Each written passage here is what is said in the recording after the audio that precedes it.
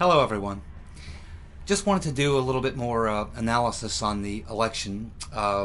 It's been now exactly 1 week. It's Tuesday, week after the election. So just want to talk a little bit about Donald Trump and the golden opportunity that stands before him and the Republican Party.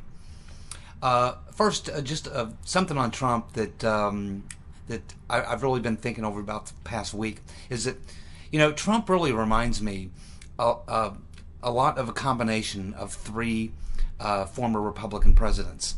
He reminds me a lot of Teddy Roosevelt. He's kind of that bull in a china shop, very outspoken, that speaks his mind, not politically correct, uses that bully pulpit. Kind of reminds me a lot of a Teddy Roosevelt, bucks the system, all that sort of stuff. Very kind of Teddy Roosevelt style type politician. But he also reminds me a lot of Eisenhower in the sense that he's a very pragmatic person. He's not a ideologue. When Eisenhower left the military after World War II and showed that he had political interest, there was a lot of people that weren't totally sure if he was a Republican or a Democrat. He had never really, talked much about politics and policy and things like that.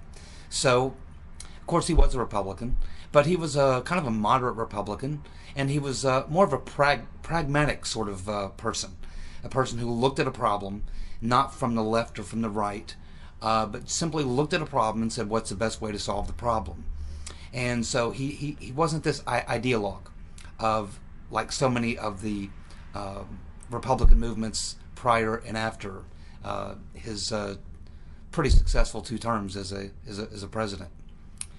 Donald Trump also reminds me a lot and has some of the good qualities of a Ronald Reagan. Now, obviously, Ronald Reagan was a very good politician.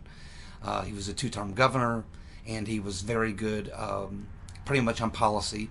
He understood policy, and he was a party man. He was a Republican and saw things pretty much through a Republican lens. But he was a very, very good communicator. Ronald Reagan really knew how to talk to not just Republicans, but Democrats, the working class, the average Joe. Ronald Reagan was very good at communicating with these people, and that's why he rolled up 2 landslide elections, 47 in 49 states, I believe. So he won 2 landslide elections because of his ability to communicate and make people feel good about America and about the direction he wanted to go with the country.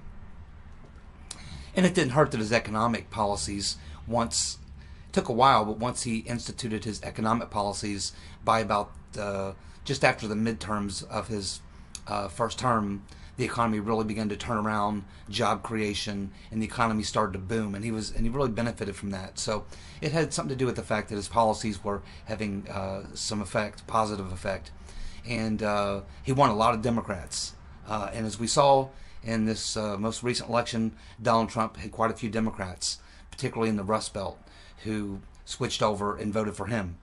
So, yeah, Donald Trump reminds me quite a bit of a little bit of Teddy Roosevelt, a little bit of Eisenhower, and a little bit of Reagan. There's a little bit of all those guys into what makes up Donald Trump, to me, in my opinion. So, anyhow, just wanted to get that thought out.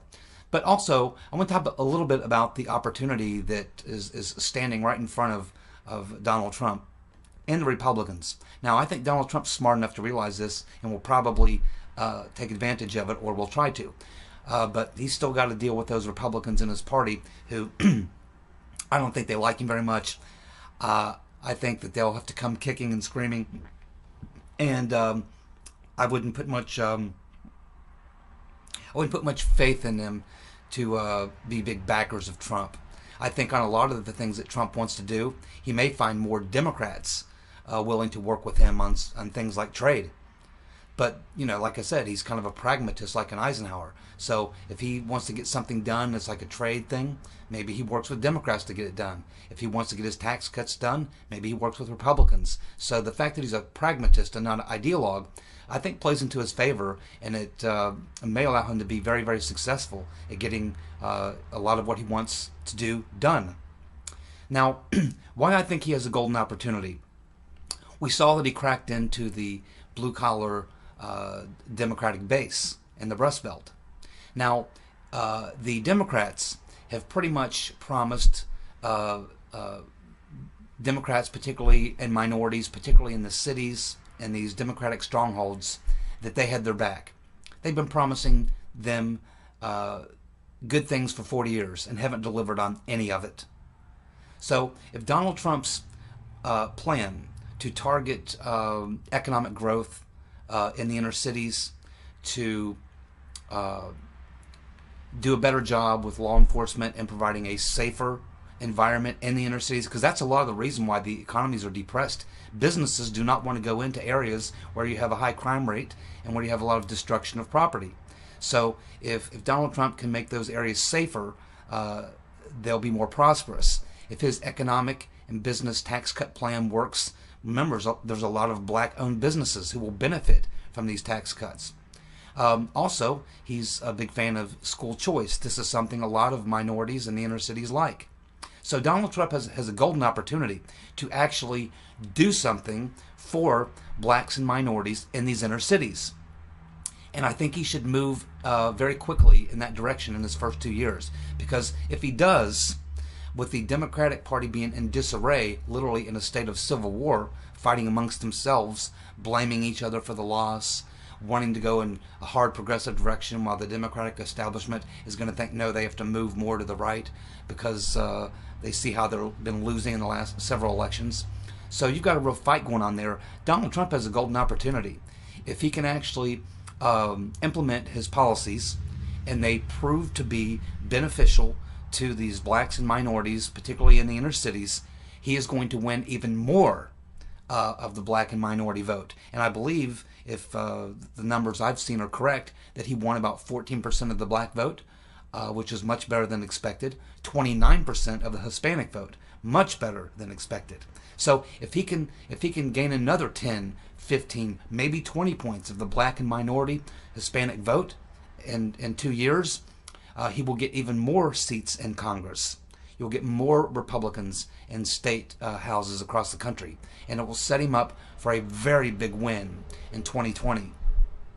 He has a golden opportunity. I'm pretty sure that he and Steve Bannon will see that.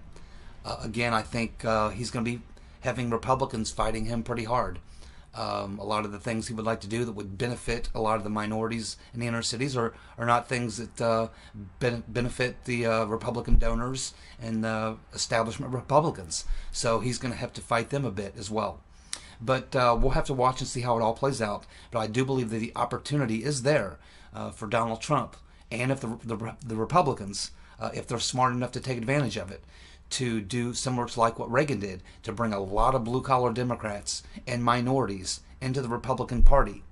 And if they're successful in doing that, you could see a dominant Republican Party for a decade or more.